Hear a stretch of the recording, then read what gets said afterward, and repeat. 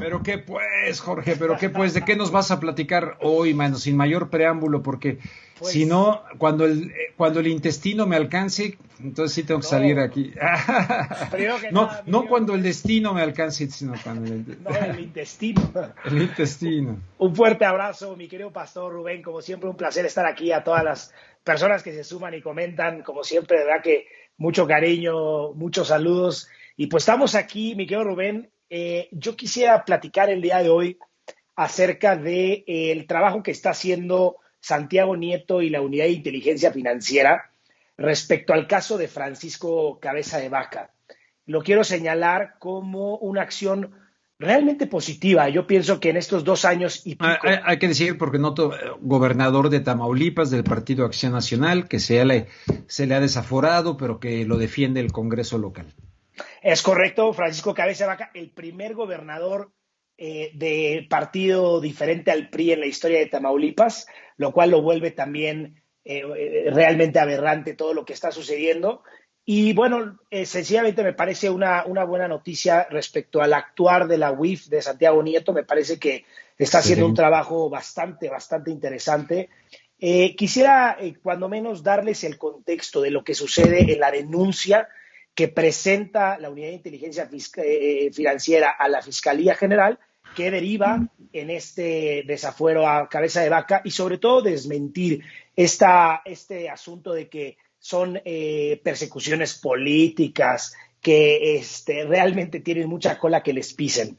Es importante recordarle a todos los que nos ven que son 3 denuncias las que está haciendo la Unidad de Inteligencia Financiera y la Fiscalía: delincuencia organizada, enriquecimiento ilícito y peculado, para variar, ¿no? Es como que es el pan nuestro de cada día con, desafortunadamente, nuestros políticos.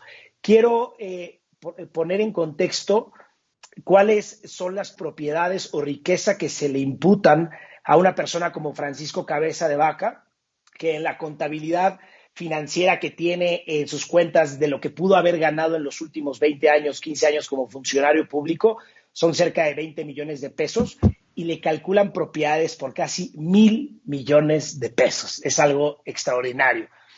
La UIF tiene detectadas al menos 30 propiedades en la Ciudad de México, en el estado de Tamaulipas y en Texas. Por mencionarles algunas, evidentemente la compra de todas estas propiedades, como suele suceder, es a través de prestanombres o familiares, y algunas propiedades que le identifican son, por ejemplo, un departamento en Santa Fe con un valor de 34 millones de pesos, dos En Santa ranchos. Fe, Nuevo México. No, este es aquí en la Ciudad de Ah, México. acá, en Santa Fe de acá. Ah, Aquí Santa Fe en la Ciudad de México, 2 ranchos en Tamaulipas, El Mirador y El Rincón, uno de 264 hectáreas, es wow. una, por 38 millones de pesos, y otro de casi 1,000 hectáreas por 66 millones de pesos. Y además un terreno, por ejemplo, en Estados Unidos, en el Country Appraisal District de Texas, de 20,000 metros cuadrados por un valor cercano a 2 millones de dólares, más o menos 40 millones de pesos, y Ujú. algunas otras 7, 8 casas en Texas, que sumadas todas andan por ahí de 50 millones de pesos. Es decir, hay una investigación bastante seria de parte de la UIF para, evidentemente, como dicen en Estados Unidos, follow the money, follow the truth, sigue el dinero, sigue a la verdad. Después hay 3 personajes que me gustaría hablarles para más o menos narrar cómo ha sido el proceso de investigación de seguimiento del dinero de empresas fantasmas, de lavado de dinero que ha hecho la UIF. Son 3 personajes: Baltasar Higinio, un empresario cercano al gobernador Francisco García Cabeza de Vaca, y el empresario Juan Francisco Temes. Y el tercero es Manuel Rodolfo Trillo, es un conocido operador financiero del cártel de Sinaloa, catalogado por Estados Unidos como lavador de dinero del Chapo Guzmán. Inclusive también a este empresario Baltasar Higinio, la Financial Crimes Enforcement Network, que es, digamos, la homóloga de la UIF en Estados Unidos, lo tiene catalogado como también un lavador de dinero. ¿Qué sucede? Porque se desprende una de las investigaciones más sólidas que tiene la UIF en la compra de un departamento a Francisco García Cabeza de Vaca que detonó como un foco rojo, que lo compraron por un valor 300% arriba del valor original de compra. Este empresario va y le deposita, le hace una transferencia a Francisco García Cabeza de Vaca para la compra del departamento. Entonces, la UIF de alguna manera ahí cierra la pinza en decir, ingresos que vienen de una empresa fantasma, le deposita 44 millones de pesos a una empresa del empresario cercano a Cabeza de Vaca y a su vez le compra el departamento 300% arriba de su precio original. Para contextualizar aún más cómo funciona este sistema de lavado de dinero, pues evidentemente, por ejemplo, empresas de Baltasar Higinio han recibido diversos contratos a lo largo de los últimos 4 años por parte del gobierno de Tamaulipas. Por ejemplo, con una sola empresa recibió contratos en 3 años por 150 millones de pesos, o con otra empresa contratos por 105 millones de pesos, una inmobiliaria RC de Tamaulipas en 2017. Y en el último año, en el 2020-2021, es que Baltasar Higinio ha retirado de esas cuentas 300 millones de pesos. Es decir, es un formato en donde participan la cabeza, digamos, política del Estado, un grupo de empresarios con empresas fantasmas e inclusive lavadores y operadores financieros de narcotráfico en México. Eso evidentemente ha sucedido y sigue sucediendo en prácticamente todos los estados de la República.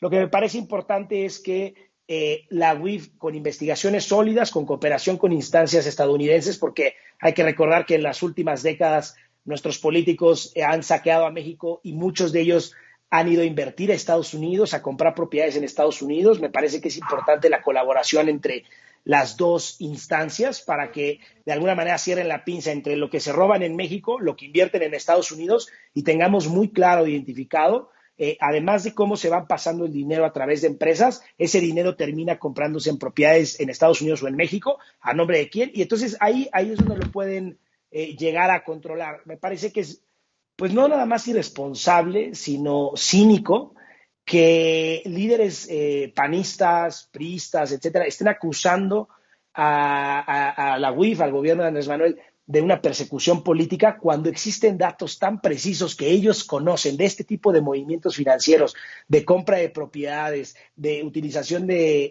empresas fantasma para decir que hay una persecución política y querer poner a Francisco García Cabeza de Vaca como un santo de la política mexicana. Hay que recordar que, por ejemplo, en el contexto de las controversias constitucionales en contra de la ley eléctrica que acaban de aprobar, pues curiosamente, Cabeza de Vaca posee varios ranchos en donde están asentados proyectos de energía eólica, y que pues evidentemente lo mete en conflictos de interés y por eso es que también están impulsando muchas controversias porque evidentemente son negocios que están ligados a ellos. Finalmente, por contextualizar las finanzas del Estado, en todo México en los últimos años, en cada estado, las deudas públicas se han incrementado brutalmente. Esto quiere decir que no nada más nos han robado del erario público, es decir, de las participaciones federales y de los impuestos que pagan estatalmente o de las aportaciones federales, que se roban parte de ese presupuesto o buena cantidad, sino que cada año han endeudado a los estados. Generalmente a finales de año es cuando en los congresos locales pasan el incremento de deuda pública. Y por dejarles un dato que me parece espantoso, pero que es muy importante, en el 2006 Tamaulipas debía más o menos 700 millones de pesos en deuda pública. Hoy en día debe 15,000 millones de pesos. Es más de 20 veces más la deuda pública. En los últimos 3 a 4 años del gobierno de Cabeza de Vaca se han contratado cerca de 4,000 millones de pesos. Así es que, pues me parece una buena noticia. Yo creo que tengamos una instancia como la Unidad de Inteligencia Financiera que nos puede empezar a brindar estos datos, correlaciones entre cómo asignan los contratos a ciertos empresarios. Estos empresarios lavan la lana, la mandan al narcotráfico, la regresan y compran propiedades para justificar ingresos, ¿no? De alguna manera en este departamento. Oye, perdón que te interrumpa, la otra vez en la octava yo decía, pero luego ahí la gente malinterpreta y tal. Yo decía, bueno, esto dice los panistas, esto ha dicho el Congreso del Desafuero, ¿no? Monreal, etcétera, y esto dice el Congreso local. Bueno, entonces yo dije, bueno, pues nada más que se presenten las pruebas. Entonces la gente decía, oh, ya está usted defendiendo a Cabeza de Vaca y que no sé qué. No, si claro. todo esto Es existe, claro. digo, que se presenta, o sea, ¿cómo pasarlo de la unidad de inteligencia financiera y del ámbito legislativo, nacional y local? ¿Cómo pasarlo a la Fiscalía General de la República a través de una demanda? Y a ver, señor Cabeza de Vaca, aquí está todo lo que nos acabas de decir, y de cara al público, de cara a la sociedad, y vámonos, aquí están las pruebas. Claro. Porque si tienes los pelos de la burra en la mano, entonces que pase a la instancia que permita que no haya de que yo soy un santo, sino que órale, pero luego te digo, o no me expliqué bien, pero luego la gente ya pensaba que estaba yo defendiendo al señor de Tamaulipas, que además yo creo que no se puede ser gobernador de ese estado sin entrar en rollos con el narcotráfico. Claro, me parece que, o sea, creo que tienes toda la razón. Me parece que ahí es donde me parece que entra la buena noticia, porque creo que Santiago Nieto realmente debe ser uno de los funcionarios federales más eficientes que está teniendo esta administración, más comprometidos. Oye, pero como dice Buscaglia, entonces que no se quede ahí, que Manero, claro. Pero entonces, ¿quieres decir? Pues no ha llegado o hay una denuncia en la fiscalía. Ya son tres, ya son bueno, entonces ahora le denuncias vámonos. por 3 días. Realmente en este caso, por eso es que ya se pudo pasar el desafuero, porque realmente las evidencias sí son muy sólidas. Bueno, y entonces ya están presentadas las denuncias, están corriendo las investigaciones. La realidad es que con esta teoría de sigue el dinero, sigue la verdad, pues realmente va a ser, yo pienso que si se lleva a las últimas instancias va a ser muy difícil que se puedan zafar. Hay que recordar que es un estado que ha sufrido de corrupción y vínculos con el narcotráfico terrible. Ahí está Tomás Yarrington preso, gobernador que está en proceso de extradición, denme dos, para no darme el apellido. Eugenio Hernández Flores, perdón. Eugenio Hernández Flores, que está esperando extradición a Estados Unidos, Egidio Torre Cantú y ahorita Francisco García Cabeza de Vaca. Si bien ya podemos identificar claramente esta suerte de prianismo de la que se viene hablando de hace tanto tiempo, cuando menos me parece, de verdad, es muy desilusionante que un estado que ha sido gobernado o había sido gobernado en toda su historia por el PRI, que nunca había existido alternancia, lleguen tipos como este y que no entiendan la responsabilidad histórica que les tocó vivir de representar el cambio de partido político en un estado y que se presten a corrupciones pues con las mismas viejas prácticas de toda la vida, la utilización de empresas fantasmas, del narcotráfico, de la utilización de recursos públicos, el endeudamiento del Estado. Una asquerosidad. Es lamentable. Y evidentemente esta nueva administración, bueno, ya la de Andrés Manuel López Obrador, pues lleva el mandato de poner un alto a todo esto. Entonces queremos ver a gente en la cárcel, queremos ver a gente. No se trata de que rueden cabezas de venganza, que rueden cabezas de vaca, no. Se trata de que haya justicia, ¿no? Sí, yo creo que las evidencias son demasiado grandes.